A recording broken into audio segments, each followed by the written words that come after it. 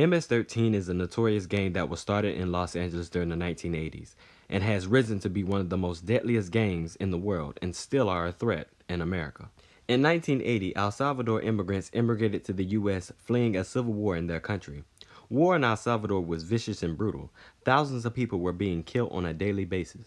El Salvador children who also took part in the war and was military trained fled El Salvador searching for a better life in America. They settled in parts of Los Angeles that was already riddled with crime and death, and lots of violence and little economic opportunities.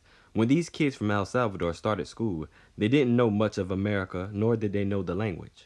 El Salvador culture and language and lifestyle was very new and different to the kids in the neighborhood of Los Angeles. They didn't understand it, and they quickly began to make fun of the kids from El Salvador.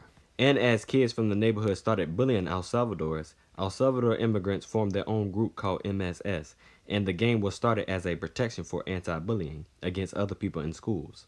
After listening to heavy metal rock and going to a lot of heavy metal concerts, they adapted the famous hand sign that represents MS today and changed their names to the notorious MS-13. And from that point on, El Salvador immigrants started fighting back and protecting each other. A lot of gangs in Los Angeles took notice of their uprising, and filled with anger and hatred, they began attacking MS-13. And as MS-13 was being attacked, they started defending themselves and getting locked up.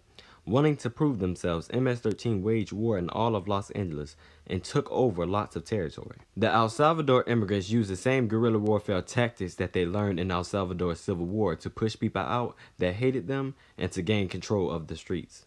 MS-13 became a vicious and brutal gang that LA had never seen before. They made almost every gang in Los Angeles fear them and think twice about crossing them. Hope you liked this video. For more content, please like and subscribe.